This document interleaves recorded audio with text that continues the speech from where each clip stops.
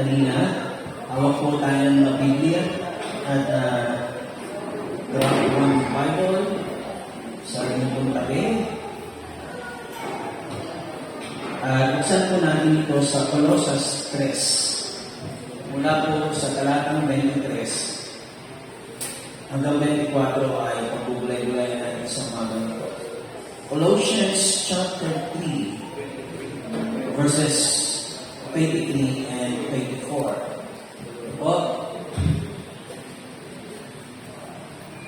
Colossians chapter 3 verses 23 and 24. Nakita niyo na po ba? Sige po, hintayin natin yung iba. Anyway, meron pala tayo dito. Basahin po natin sa English at sa Tagalog. Sabay-sabay po tayo. 1, 2, 3. And whatsoever you do it heartily as to the Lord and not unto men. Sa Tagalog po, anumang inyong ginagawa ay inyong gawin ng buong puso na gaya sa Panginoon at hindi sa mga tao. Talatang 24. Knowing that of the Lord you shall receive the reward of the inheritance, for you serve the Lord Christ. Yamang inyong nalalaman na sa Panginoon ay tatanggapin niyo ang ganting mana sapagkat naglilingkod kayo sa Panginoong Jesucristo. Pinagpala po ang salita ng Diyos. Ayan. Tingnan niyo po kung may nawawala sa inyong mga tabi at patawag niyo po. Ayan. So, nakita po natin dito na ang tema, ang paksa ng ating pagbubulay-bulay is gawin ng buong puso. Ganapin ng buong puso. Everything that you do, you put your heart on it. At hindi lang basta puso, kundi buong puso. Ang Panginoon ay Diyos ng buo o kabuuan. Ano po? Nang gawin ng Panginoon, nalikhain ng Panginoon ang lahat ng bagay, ito ay walang kulang. In fact, every day that God created, every day, lagi sinasabi, mababasa mo sa Genesis, at nakita ng Diyos na ito'y mabuti. So, ganap at mabuti. And sabi niya sa Pilipos 1, sinasabi ko na, siya na nagpasimula. He who began a good work in you, ay siya rin magtatapos ito. So, everything na ginagawa ng Panginoon, everything na pinapasimula ng Panginoon, tinatapos na ito. Kaya, masasabi po natin, God knows it well. Nang sabihin niya sa Deuteronomy 6:5, O pakinggan niyo Israel, He, O Israel, your God is only one God. At ano sabi ko, you will serve Him, you will love Him with all your heart, with all your mind, with all your might. Ano po? Sabi ng Panginoon. Kaya, when God requires something from us, ang inaasahan na gagawin niya ito natin ng buo. Sapagkat nung magbigay ang Panginoon ng pinakamabuting regalo sa atin, Jesus Christ, ibinigay niya ito sa atin ng buong buo. And when Jesus Christ offered Himself, hindi lang siya namatay, siya'y nabuhay para sa atin. Iningatan niya for 33 years, iningatan ng Panginoon. Siya'y nabuhay ayon sa kalooban ng Ama. There was a time meron gusto siya na sarili gawin niya ng sariling kalooban, and yet, sabi niya, it's not my will but your will. Kaya, ibinigay ng Panginoon Jesus na buong kanyang buhay sa atin, and marapat lang na tayong lahat, kung mag-aalay, kung magagawa ng isang bagay, we put our hearts in it. Gawin natin. Ano bang ibig sabihin ng gawin ng buong puso? Alam po natin ito. Alam natin, yung mga nag-aaral na mabuti, alam natin kung ano ang ibig sabihin ng gawin natin ng isang bagay ng buong puso. Yung may goal, yung may layunin, upang sila ay magkaroon ng magandang kinabukasan, upang sila at the end, at least, ay magkaroon, sabi kita nga, ay flying colors sa kanilang pag-graduate. Alam ng isang estudyante kung ano ginagawa ng isang estudyante na naglalagay ng kanyang buong puso sa pag-aaral. Gumigising siya ng maaga, ayaw niyang mali. Ano po? Ayaw na may namili siyang mga lessons, at kung maaari lang, ay ma-jot down niya lahat ng mga mahalagang bagay na iniuno ng kanyang professor sa mga kanyang mga guro. So, as a student, you know what it takes to study wholeheartedly. Isang negosyante o sa isang nagtatrabaho, din. We know what it takes. We know what to give. Kapag sinabi natin, ay, mahal ko ang hanap buhay nito. Mahal ko ang trabaho nito. Inilalagak namin ang ating oras, ang ating panahon. Nagsasakripisyo tayo. Kaya, when we put our hearts in doing something, alam na po natin yun. Amen? Amen? Alam natin kung paano magmahal ng buong puso. Whether ito'y sa ating asawa, whether ito'y sa ating mga anak, whether ito'y sa ating ginagawa, alam natin, sa mga kapatid, sa Panginoon, alam natin kung paano natin gawin ng buong puso ang isang gawain para sa Panginoon. Amen? Kaya, I believe, hindi tayo mawawalaan ng reference upang maunawaan natin kung anong ibig sabihin na gawin ng buong puso ang isang bagay. Totoo po ba? Totoo po ba? Alam natin to. Alam natin kung ano ang ibig sabihin ng ginagawa natin yung isang bagay ng buong puso. Nandun yung dedication, nandun yung commitment, nandun yung sacrifice. You know what's your priority? Ano po? You know what's your priority? Kaya, I think, naniniwala po ako that we are capable of doing something with our whole heart. Amen po ba? Amen po ba? As a student, ang anak ko, nakita ko lang mo po As a student, talagang wala kami masasabi na pupuyat yan, ayaw nang malilate. Ano po? Ayaw nang malilate. Si Obi, ang aga niyan, alas 7 pa lang, papasok na yan. And para hindi siya mali sa kanyang pagpasok, dahil may isang oras siya nag-aayos nilang na ng kanyang mukha. Isang oras yun. Maaga. Kasi ayaw niyang mali. So, it means, pagka ginagawa natin ang isang bagay, natututo tayong ilagay sa tamang lugar ang bagay so that we can give our best doon sa ating ginagawa. Amen? So, punihin po ang Panginoon. Ang pagbibigay ba o ang paglingkod sa Panginoon ng buong puso ay sa church lang ba? O gawain lang ba sa Panginoon? Ang hinihingi na pagka sinabing, in everything you do it heartily for the Lord. Makikita niyo po na hindi ganon. Pansinin natin, balikan po natin ang Colossus 3. Sa Colossus 3:17, yung gusto niyo po ba, wala pang ating namatay.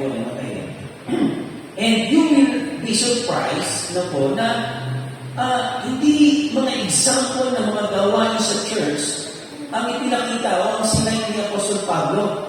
Sa Colossus 3:17, ano pong sabi? At anumang inyong ginagawa sa salita, sinabi yung salita o sa gawa. Again, these are one of the verses na talagang malaking impact sa amin yun As a youth, as somebody growing doon sa pananampalataya ng Panginoon, ang lalakas ng dating po talaga ng salita ng Diyos sa amin. And I pray na ganyan din po tayong lahat. Na kapag ka napakinggan namin, wala kami option, kundi gawin ito. Kundi sa pamuhay kami. Sa pamuhay ito.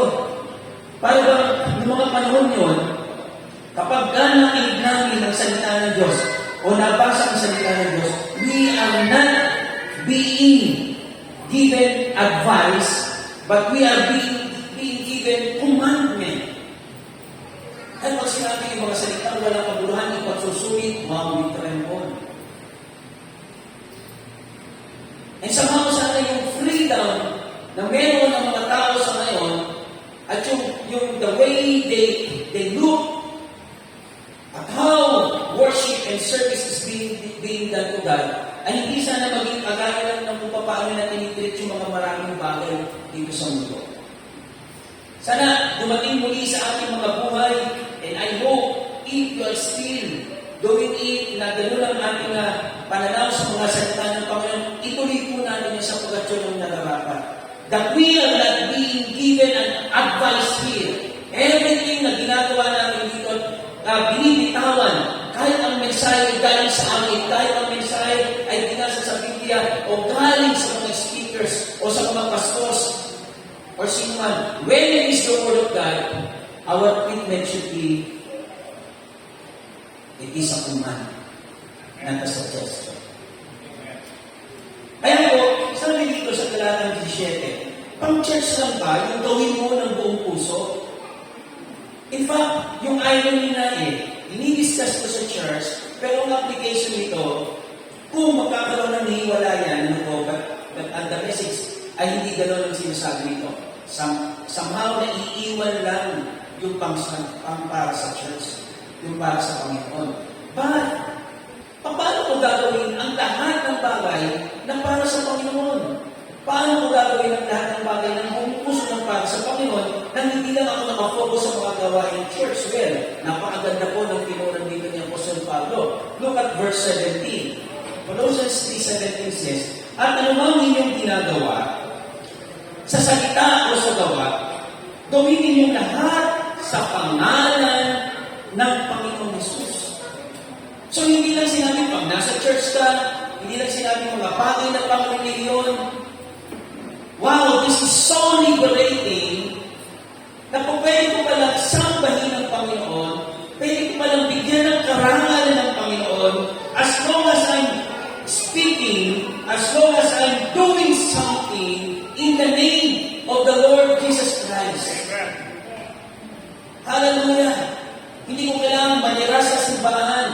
Hindi ko kailangan araw-araw ay pupunta ako dito at gawin yung isang bagay na classified as religious or classified as a spiritual thing.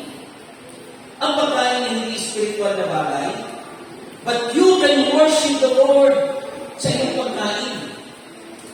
You can give thanks and praise God sa pagkain mo. Kahit ginagawa ito sa tamang oras at sa tamang lugar. Hello? Hello? Kaya, pulin po ang Panginoon. Ang sabi po, lahat, gawin ninyo, lahat, saan? Sa pangalan ng Panginoong Jesus. Na nagpapasalamat kayo sa Diyos sa pamagitan niya. So, ano pong sabi? Lahat daw. And then yung example cited by Paul, by Apostle Paul, tininyo sa verse 18, mga babae, pasakot kayo sa inyong asawa, gaya ng nalalapat sa Panginoon. Paborito ko to sa Ephesians chapter 5, meron din ito Pagka nagkakasal ako, paborito ko to. Kung ayaw mo magkaroon ng word calculator ng kasalan nyo, sabi ko, hindi biro kayo mga kinakasal, wala nang ibang mananakaw sa inyo. Yan. Kaya Brother Kevin, pwede pang mayroong manakaw.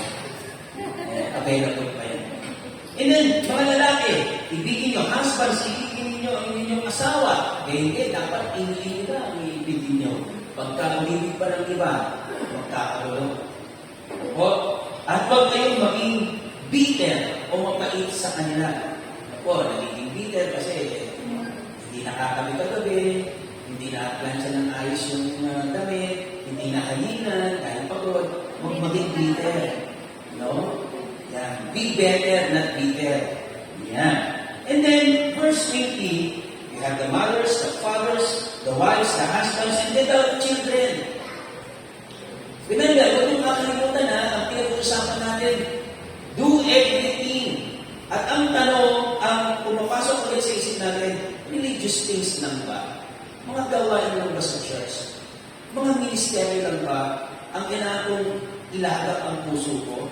Hindi Sabi ni Pablo, mga anak, magsitalima kayo sa inyong magulang sa lahat ng mga bagay.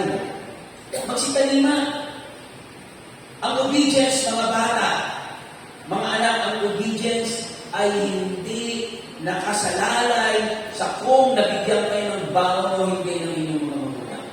Kung masarap ang ulam na iyanin o hindi, o kung maganda ang gising nyo. Ang sabi ko, obey your parents at all times. in all things. Why? Sapagkat ito'y nakalungkod sa Panginoon. Pare-parehas lang naman yan. Mahirap sa lalaki ang umibig lamang ng isa. Ang kaya ang utos ng Panginoon, mga lalaki or husbands, love your wife. Mahirap naman sa babae ang magpasakop.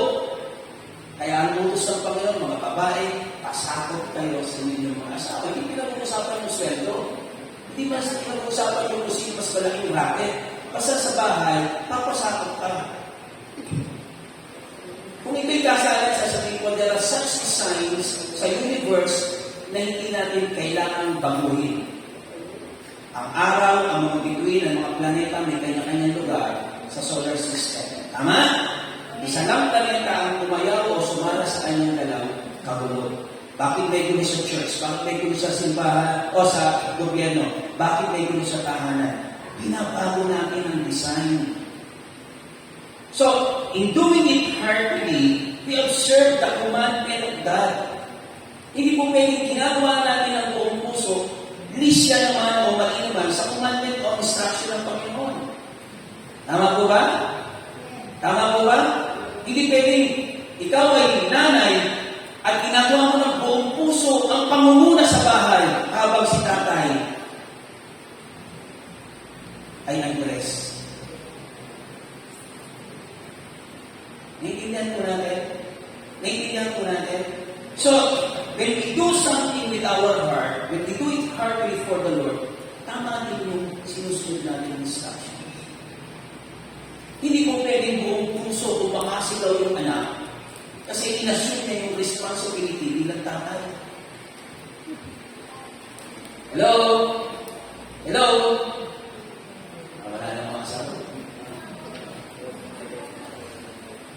Ang paggawa ng buong puso ay kasama yung paggawa ng naaalog sa kung ano ang instruction ng Panginoon. Tama po ba? And so, kaya nga, mga anak, magsitalima kayo sa inyong magulang. Do not question the motives of your parents. Your responsibility is not to know the motive of your parents, but to know, but to obey their commands. Sapagkat alin ang kalulog sa Panginoon, yung pagsunod.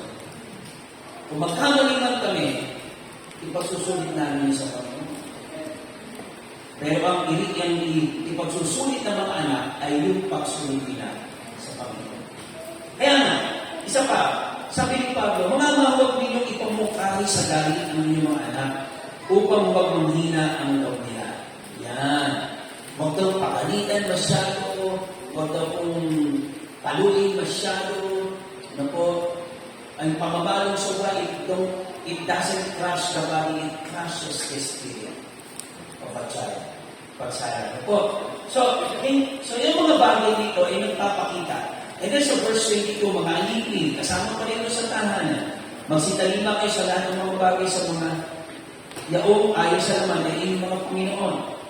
Hindi ang paglilingkod sa paningin na gaya ng pagbibigay sa mga tao, kundi sa katapatan ng puso na nanatatakot sa Panginoon. Well, ano pong ibig sabihin nito? Ang unang lugar kung saan natin matututunan na gawin ang lahat ng buong puso ay sa tahanan natin. Amen? Home is the first school. Home is the first church. Remember, mas maganda pa ang pamilya kaysa sa church. Naintindihan niyo po ba yun? Doon sa Garden of Eden, hindi church ang inilagay ng Panginoon. Hello? It's a family.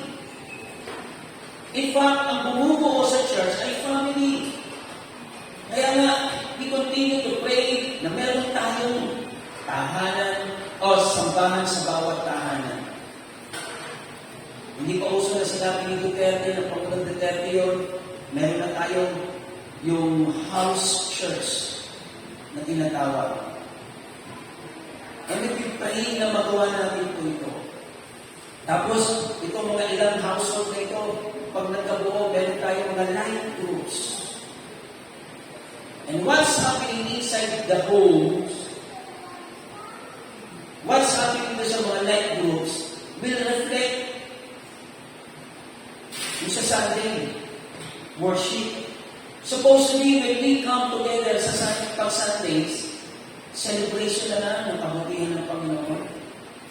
Amen po ba?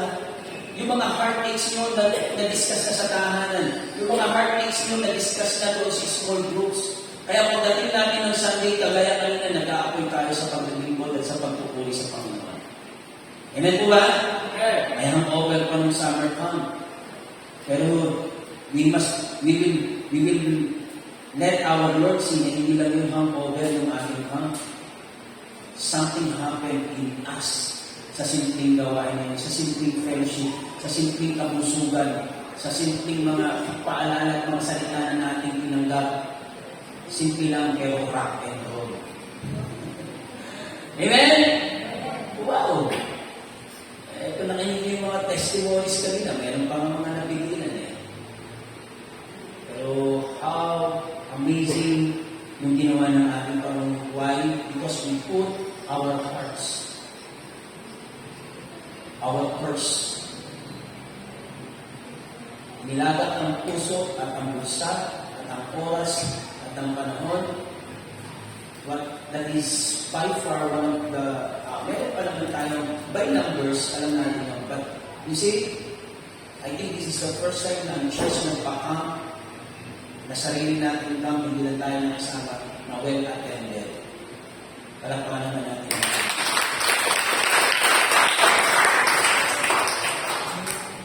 Kung may nag-swimming man, ay dinun tayo nag-swimming tayo. No? Kung ba kasi, nauunahan o kahit mauna ang church ng announcement ay talagang nakatakda ng pagka Linggo de Ramos ay meron silang outing. Kaya sabi ng isang post, kung ako si Jesus, hindi ako mamamatay para sa inyo.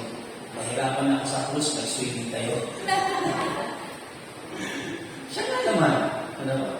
Purihin ng Panginoon. Buti na lang hindi tao ang Diyos.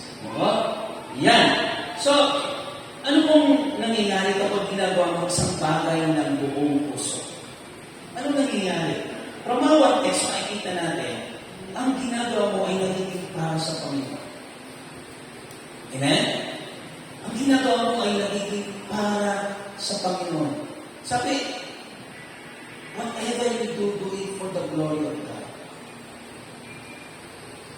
So, sabi ko nga, it is very liberating to know na kahit pala ako ay nagtitimpla ng kape,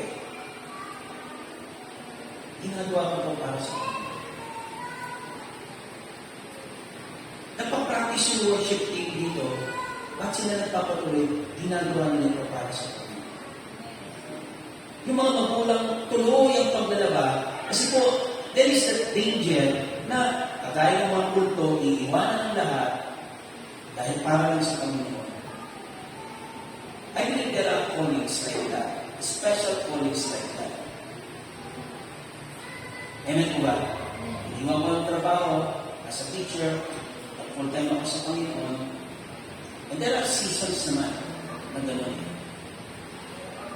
So, but generally speaking, alam niyo po, we are looking for something how we may serve the Lord.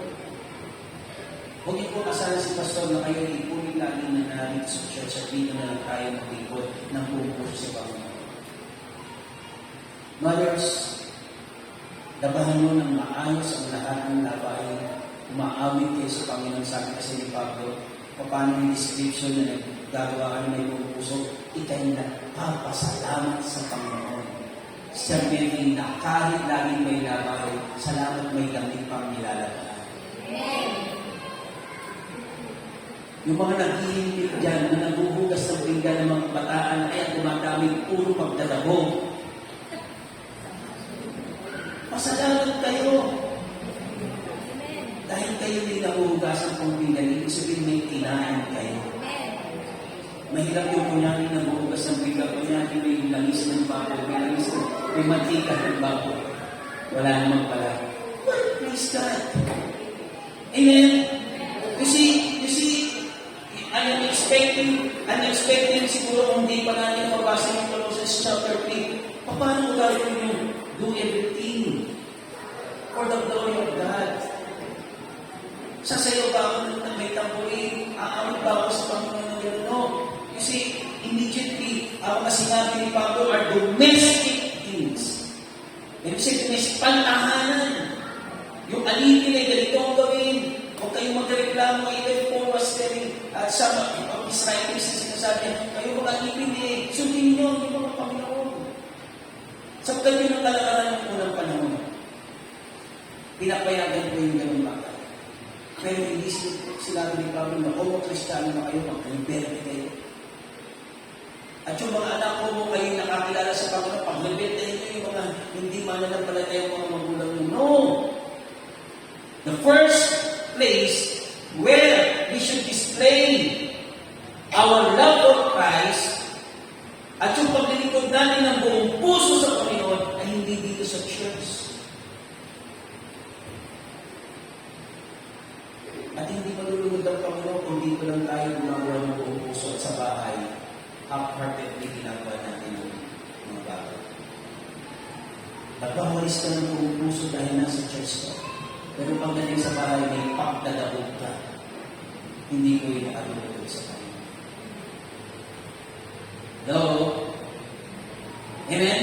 So, ang mga ginagawa mo, when you put your whole heart, ano ang ginagawa mo ay ginagawa mo sa Panginoon. So you do your business good, you do it for the Lord. Amen? Amen? Ang problema po kasi, kaya may mga balhakang Kristiyano. Ano yung balhaka? Alibutnan. Ano mga Tagalog yata na hindi nyo alam? Alibutnan, balhakan. Pagpilaw. Pagpilaw. Ilaw. Nakakain na kayo. Masarap ba kainin yung sinain na alibutnan? Matigas-tigas pa? Malalugaw yung paligid pero yung gitna ay hilaw? Hindi masarap yun. Well, walang paglilingkod sa harap ng Diyos na gano'n ang makapagbibigay ng kalulatian sa Kanya. Kaya sabi ng Panginoon, I like you sa revelation.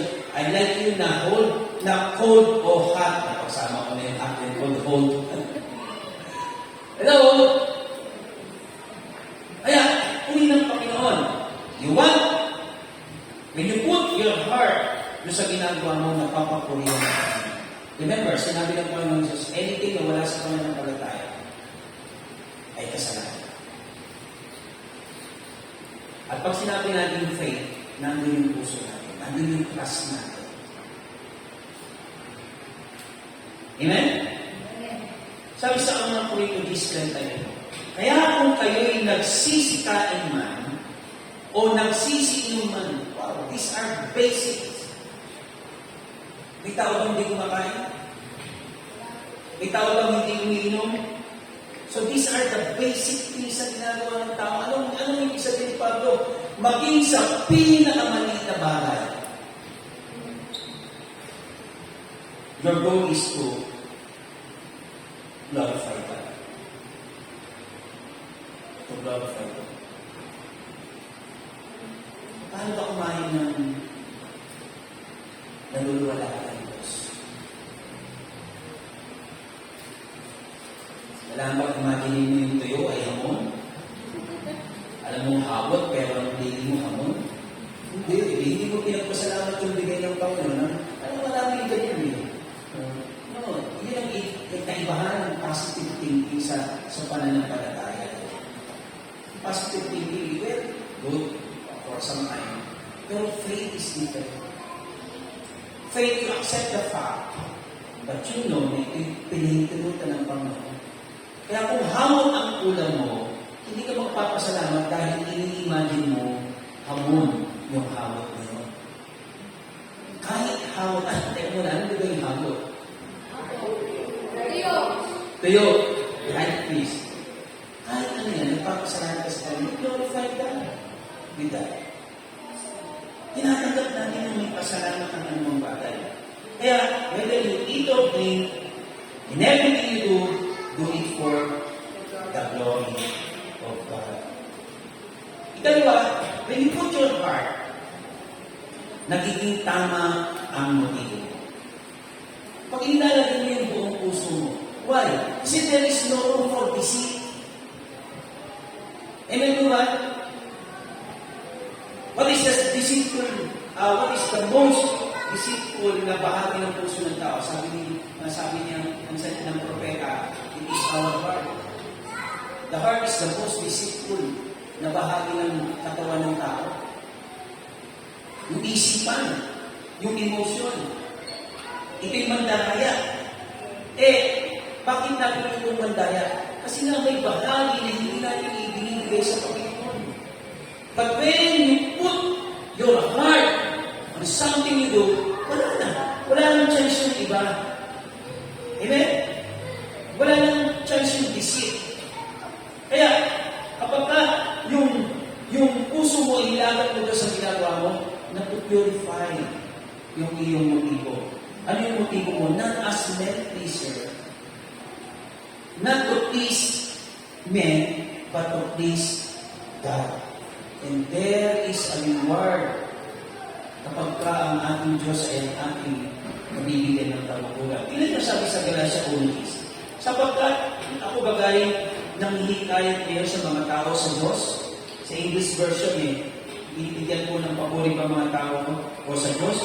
O ako bagay nagsisikap na magbigay lugod sa mga tao. Kung ako'y magbibigay lugod pa sa mga tao, ay hindi ako magiging alipin. If I'm going to follow places, you cannot be a minister of God. You cannot be a servant of Christ. Kung yung puso mo hati, sometimes you want to please God, sometimes you want to please men. No. Napakalinaw that we cannot serve two masters. Sapagkat ang isa'y iibigin mo, ang isa'y kapopotan mo. Amen? Kaya, when you give your full heart sa paglilingkod sa ating Panginoon, and when we say paglilingkod sa Panginoon, it includes everything that we do, every day, every moment ng buhay natin. Make every moment a service for the Lord. Make every moment a worship for the Lord. Whether you eat or drink, you are worshiping the Lord. Whether you nabuhugas ng pinggan, naglalaba, nagtatrabaho, you do it for the glory of God. Ay, hindi na po pwedeng magnakaw ng glory of God. Alam naman natin yun. Yan. Ang mamaya kayo, lahat pala ninanakaw mo ito for the glory of God. Yung maunggit pa siya. So, tingnan po natin, so it purifies our motives. Paano nangyayari yun? Ay, kasi binibigay mo yung buong puso mo. Wala nang maaagaw si Satanas. Wala nang portion si Satanas para sa puso mo because you have given it all your heart to glorify God. And then, when you do it heartily for the Lord, pag ginawa mo yung isang bagay ng buong puso, ang Diyos ang magbibigay sa iyo ng ganito. Kaya sabi ng Panginoon, pag may ginawa tayo, do not wait for people to reward you.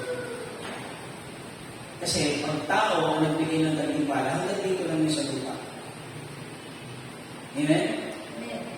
Sabi ng Pedro, kailangan ko ng gantimpala ng lupa. Kundi lang po,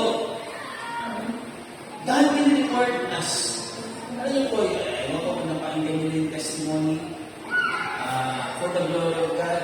Yung kotse na yan. 6 na buwan ako. May nagsabi, hindi na ako nagbibilang eh. May nagsabi lang sa akin, nakakapansin ko na po, 6 months ka na walang kotse. Ano naman, nagbigot ako sa Panginoon, hindi 2 taong walang kotse. Ano ang kwento ko dyan? Yung bagong kotse na yan. Tuloy lang. Natatawa lang ako sa Lord eh. Lord, kung kailan ako tumanda, ang niliban ako, natakot ako lumipad doon sa marami dito sa, kaya ang daming na nakabangga dyan sa Alaminos eh. Ako, pating palita, hanggang sa ng Muslim. Naamon ng pulisan, ang Lord, ano ba? Tuloy lang. Hindi naging excuse yung walang kotse. Bisan, ano yung kabutihan ng Panginoon? Almost daily. Umaga sa budget ng pinakamababa 300 to 400 pesos sa pamasahe. Dahil ayaw ko pastor kung tatanungin ako ng ilang biyahe. Isang biyahe lang naman yun, bakit tatanong ako ilang biyahe? Aalis na ba tayo? Nagmamadali nga, kaya sasakay. Ito ang tamang. Ano? Alkila ko lang si Kuya. Punta ako sa San Nicolas, punta ako sa San Nicolas, pero layo nun. O, bakit hindi po tawag para sa isang gawa sa Panginoon. Walang makaka-derail, walang makakatinag sa akin. And the good thing about this is, dahil po. Amen? Dapat ako ng kataan ng August, nagising ako ng 11:30, mas mapaklasa ko, sabi Sir Baby, takad-lakad muna ako. Tapos we pray. Sabi ko, ayaw ko pumunta ng kataan. After that prayer, sakto, ayaw ko na pumunta ng kataan. Tumawag na ako doon sa kataan. Alas 12 na sa akin, alas 7 ko. Sabi ko, Pastora Dayan, may tanong ako, ako ba yung may ticket na may visa? Sabi ng pastor, coordinator ko, Pastor, bukas po, pasensya na kayo. Kala niya, nagmamadali ako. Pasensya na po kayo kasi yung picture ni Pastor Rocky ay wala pa eh. Picture lang yun ha. Eh, sasabayin ako, bukas po. Sabi ko, tamang-tama ako. Huwag niyo na po muna ako nakuha. Bakit po, Pastor? Kaya ayaw ko naman pong i-preempt si Bishop. Kasi may nagpapalasa siya ng sleeping sa akin. Pero papaluan ko po ba sa mga pastor? So, kasi madaling sa akin, hindi ako tutuloy ng mata. Sa pagkat naisip ko, pagpunta ko ng mata, makakaipon ako ng pang-down payment. Sa bagong kotse. Tapos like that, kaya yun. Biniglas kami yung mata lang. Walang masama doon. Hindi ako nagpapaimbita, hindi ako basta natural yun. Sa ilang beses ko lang punta sa Dubai at sa Qatar. Ganun yun. Pero, ayaw ko nung gano'ng muni. Ayaw kong, naalala nyo, ayaw ko sumakay ng reklamo kung mamamasyal lang o whatever lang. Gusto ko may gagawin sa Panginoon.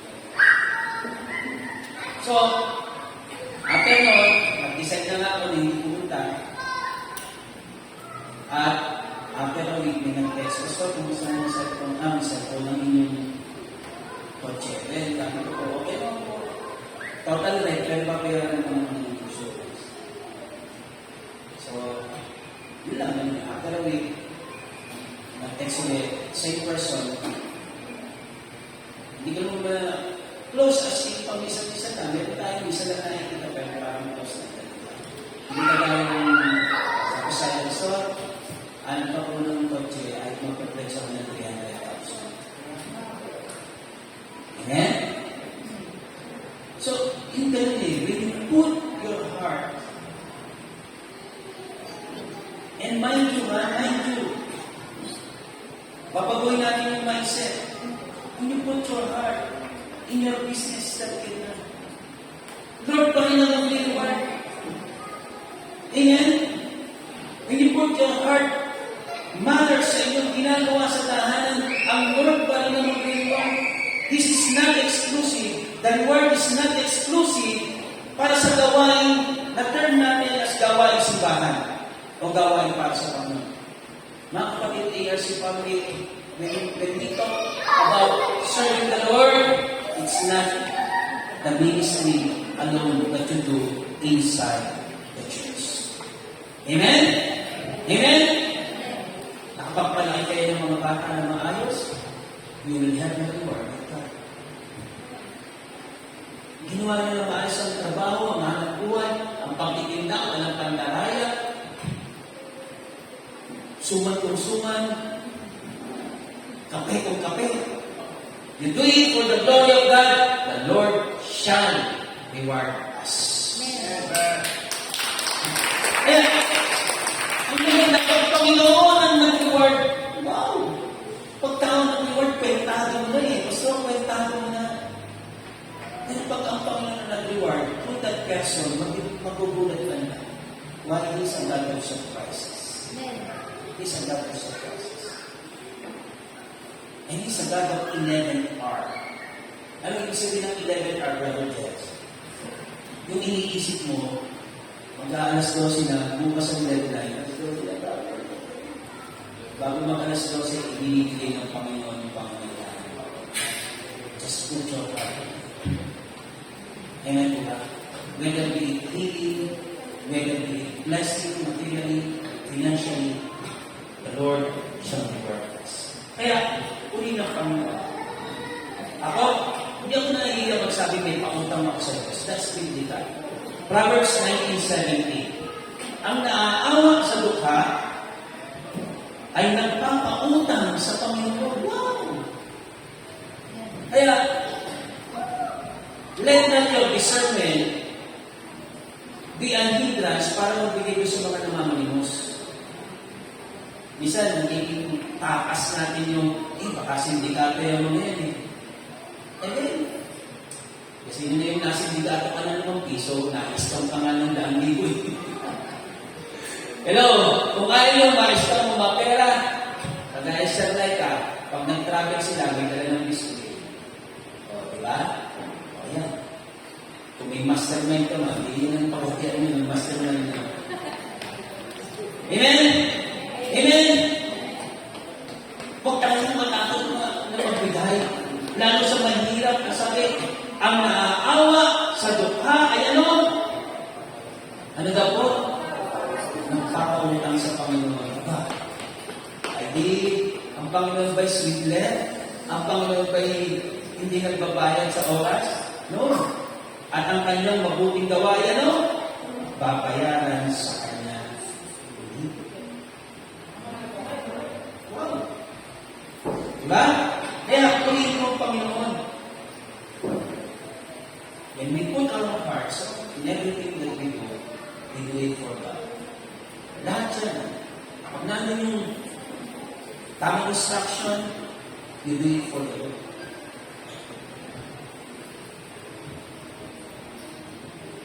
It purifies our motives.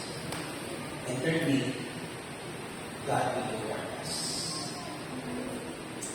Kaya, nag-bless po ako na talagang makikita natin yung mabuti ng mga.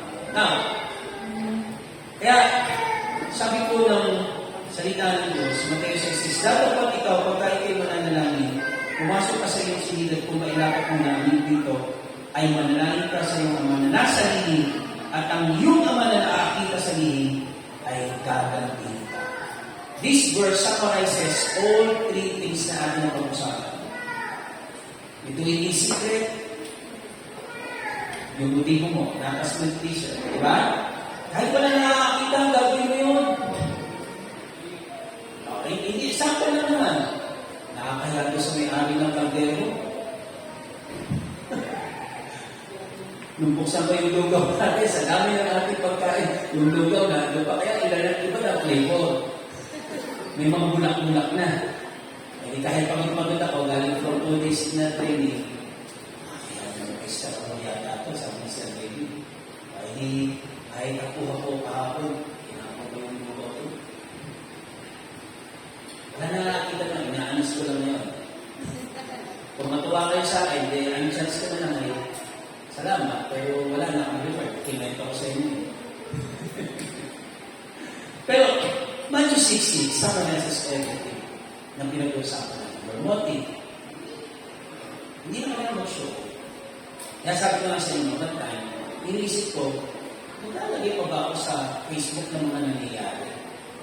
Well, that's a way of reporting naman yun. Pero if you are being convicted na huwag niyo nang pipili. Huwag niyo nang ilagay. No? So, sabi rin naman, let your life social before men, that they may see your good works, and that they may glorify God. Diba? So, kung gano'n ang tamang condition. Pero pag mayroong condition na huwag ilagay, huwag na. So, pumasok ka sa initially, your motive, and then the reward. ang Panginoon na nakakakita sa iyo at ang mabuti sa Diyos, lahat na nakikita niya. Yung mga tao, kita niyo po ang ganito. Pag we are meditators, ako yan na sigurado. Sana pala yung dumating, tigil ka muna. Dadakutin mo na lang, hindi mo muna dadakutin. Kasi gusto mong imadat ng kada, dinadakot mo yung minang. You see? But God, this is everything. Nakikita ng Panginoon lahat ng bagay. Amen? Amen? Now, tingnan niyo po, sa isang pag-aaral, ganito ang nakita na. Kapag nandun ang buong puso mo, ganun mo nila. Pag hindi, wala doon ang puso mo, ganito. Sabi ng isang pag-aaral, reluctance to commit is natural. Gusto mga tao na pinag-aralan, nakita na, natural sa tao yung hindi agad mag-volunteer. Diba? Hindi agad gagawin yung isang bagay. But you know, there's problem with this. Refusal to commit is deadly. Yung hindi mo igagawin yung buong puso mo sa isang bagay, it is deadly. Totoo naman. Kapag kayong takot ka na gagawin yung isang bagay, mas malimit mag-free. Yun na lang hindi mo alam kung tatawid ka o hindi. Mahangin na babangga dahil sa ganun. Dahil hindi malaman kung tatawid siya o hindi. So, refusal to commit is deadly. And it's true. Spiritually, it is true. Yung isang anak ng Diyos na hindi mag-commit ng kanyang buong buhay sa kanyang anak, sa kanyang Diyos, sa anak ng Panginoon, delikado po ang kalagayan ng mananampalataya. He or she may find herself or himself na nasa malamig na pagdalito o manahimik na pagdalito. Ganyan, tingnan niyo po, leaders will excel make courageous commitments. Matatapang na commitment.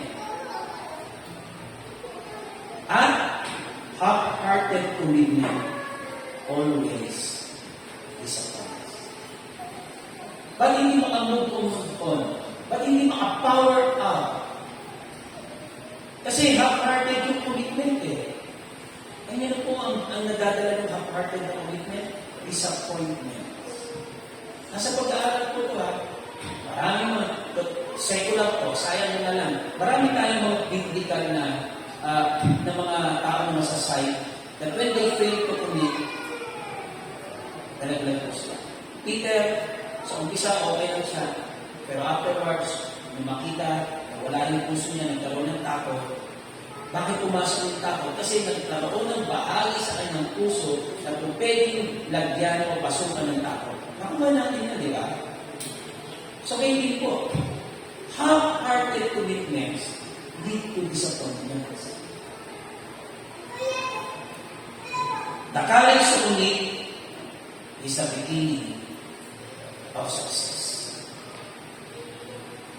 Kaya, i-follow up natin yung mga nag-commit sa ministries nung last Saturday.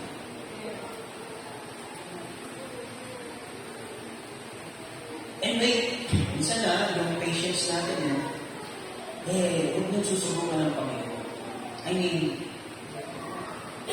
kaya kung mag-commit for the meantime, para gusto sa blessing mo, it's not.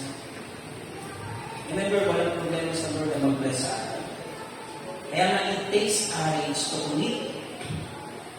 Kasi hindi mo alam kung ano ang mangyayari afterwards. We fear the unknown. Kaya it takes courage to commit. Pero yun na ang simula ng success. What are the benefits of commitment? What are the benefits ng paglalakad ng puso natin dun sa ginagawa? Una, increase creativity. Kasi nakakumit ka doon, nandun ang buong puso mo, kita niyo yung mga tao na ang uhusay sa field na kanilang napili. Ha? Kasi nagiging creative sila.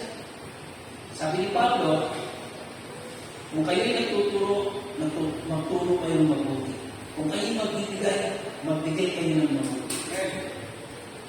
In everything that you do, when you put your heart in, nagiging creative ka. Tama ba, Pastor?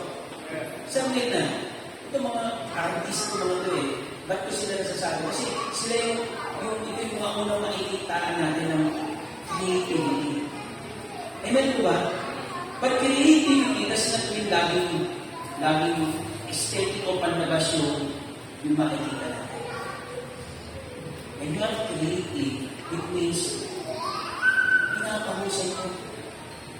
It's the same thing as sinasabi ni Pablo kay Timoteo na put on fire. To give na tinanggap mo through the rain of hands. Sabi ni Pablo, practice. Develop. Bring it into excellence.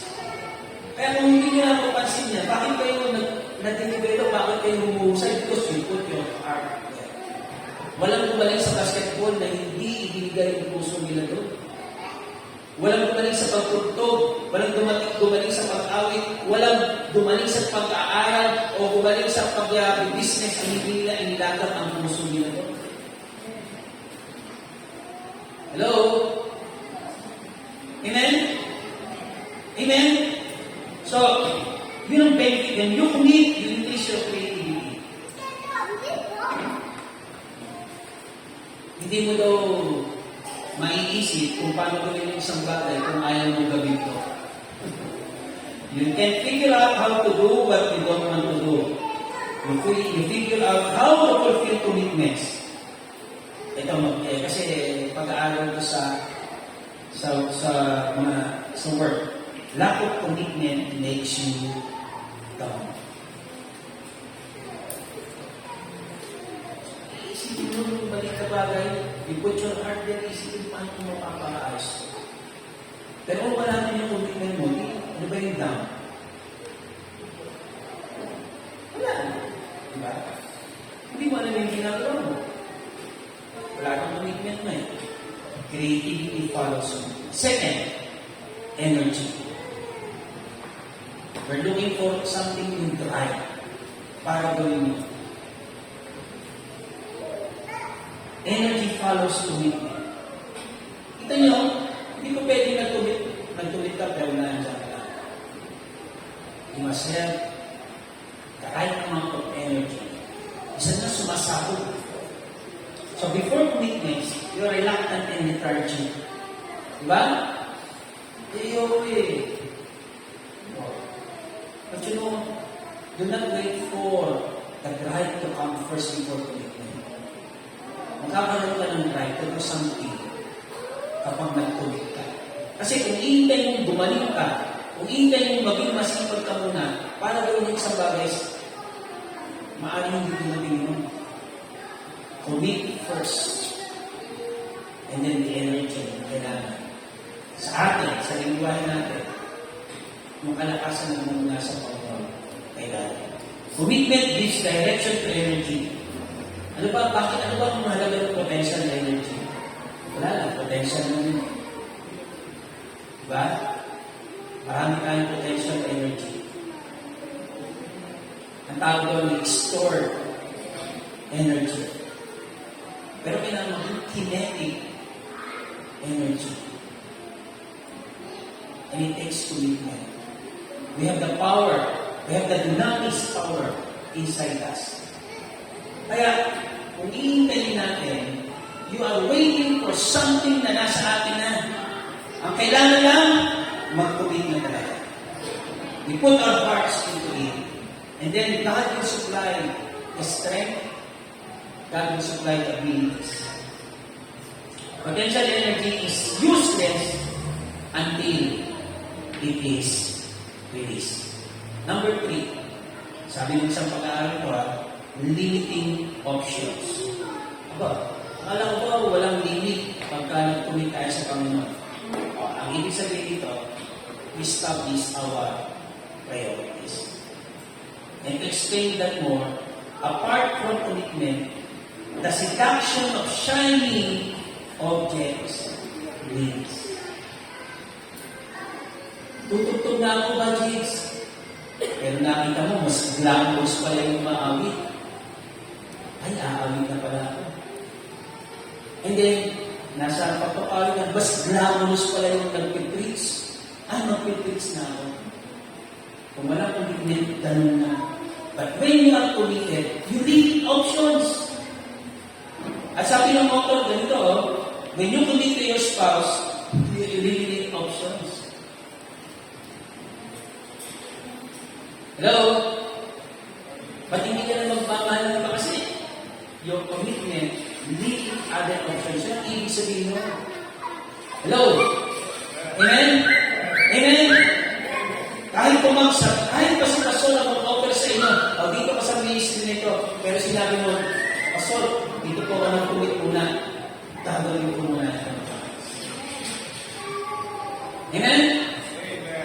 Kaya, drifting is excluded when you commit to excel. Ano ba yung drifting? It is a navigation term. So, unti-unti kang wala. Unti-unti kang naliligaw. Drifting. Nag-drift ka out of the course. But thank God. Kaya napako sa Diyos Jesus para yung paano yan, hindi kung saan pumunta, kundi para lumakad lang sa kalooban ng Panginoon. That's the power of commitment. That's the power of putting our hearts in everything that we do. Hindi ka maniligaw sapagkat yun ang goal, yun ang course na pinapagawa sa iyo. Amen? Hindi ka madaling masusway ng mga, sabi niya ng pag-aaral, shiny objects. Hindi ka masusway. If people see me na one time sabi ko, share ko yun. As young as teenager, may teen years, nakasama na po ako sa pagtatayo ng at least 7 churches all over the world. Before I became to be 19 years old, lahat po halos ng mga churches nung church na una nang pinaglinguran, kasama po sa pastor ko. Turo ng bata, alalay, taga-exhort, taga-dala ng bag. Why? High school pa lang, nakikinig. Alam ko na magpapastor ako. Kaya kahit may dumating na mga dilubyo at mga failure sa buhay, kasalanan, alam ko magpapastor ako. Kahit may tao na mag-artista na, hindi. Alam ko magpapastor ako. And when I put my heart there, I try to do it. Ito po ito. Sa tulong ng Panginoon. Amen? Amen?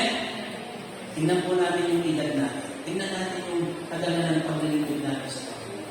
If we have not yet done anything great before God, maybe hindi sa harap ng maraming tao, then baka marami ka nang napasamahan. Alam niyo, may kausap ako nasa Canada ngayon, pastor. Magsi-70 niya yata siya. At sabi niya, nag-iinom kami ng kape sa umiinom ng kape. Kasi lang naman nalila, kape. Umiinom kami ng kape sa McDo sa Pagsanan. Ayun niya, basta. Buti ka pa. May bakit po?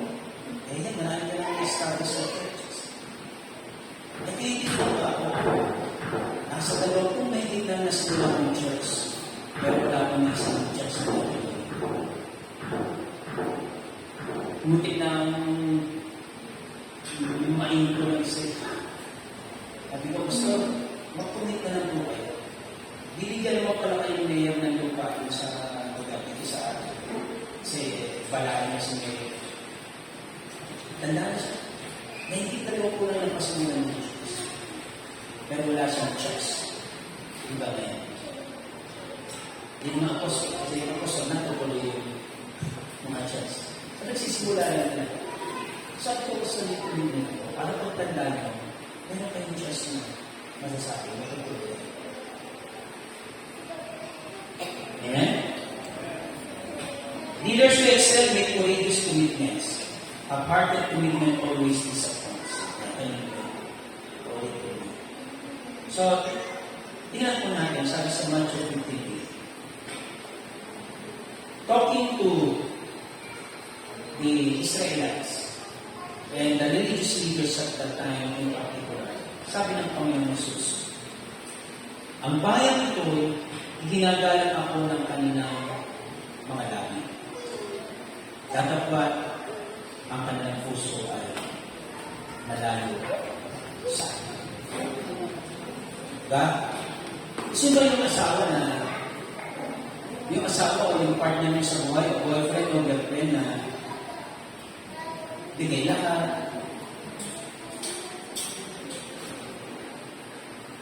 Diba?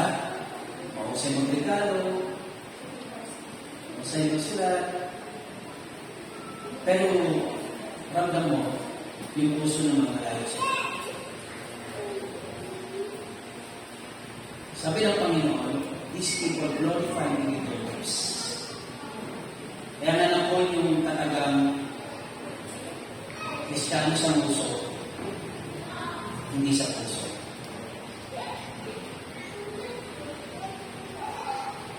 Sabi ng Panginoon, these people. And I hope the faith that grows in us, hindi rin ito sasabihin na, oh, this church, alalakas kapuri, alalakas umami, and yet their heart is far away from me. Ayaw ko na pagharap ko sa Panginoon, busy-busy ka sa gawain ko, busy-busy ka sa iniisip mo mga religious or spiritual things, and yet your heart is far from me. Remember that God does not require us to commit ourselves to some mystery. Don't get me wrong about kung sa mga ministries, don't get me wrong about sa sinabi ko muna na you put your heart there. Always remember that the word of Paul, the Apostle Paul, is commit our whole heart as in. Ano sabi? Nang ito'y para sa Panginoon yung ginagawa. Amen po ba? Malinaw po yan, ha? Kailan lang nagpipilitan kalwalatian yung ginagawa natin? Inside and outside the church. Pag-aaral, pagkatrabaho, pag-aaral ng buhay, pagtugtog, pag-aawit sa Panginoon. Kailan lang ito? When we give our hearts as if we are doing it for God. Amen? Kaya, sana pagkinig sa atin ng Panginoon, itong malungkot na talatang ito ay hindi masasabi sa atin. Okay na, pero yung puso mo wala sa atin. Diba?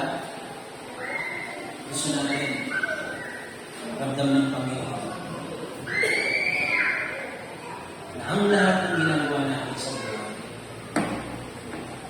nakatalaga sa Kanya. Nakatalaga ang puso natin. Thank you, God. Give Him glory. Tayo miss tayo.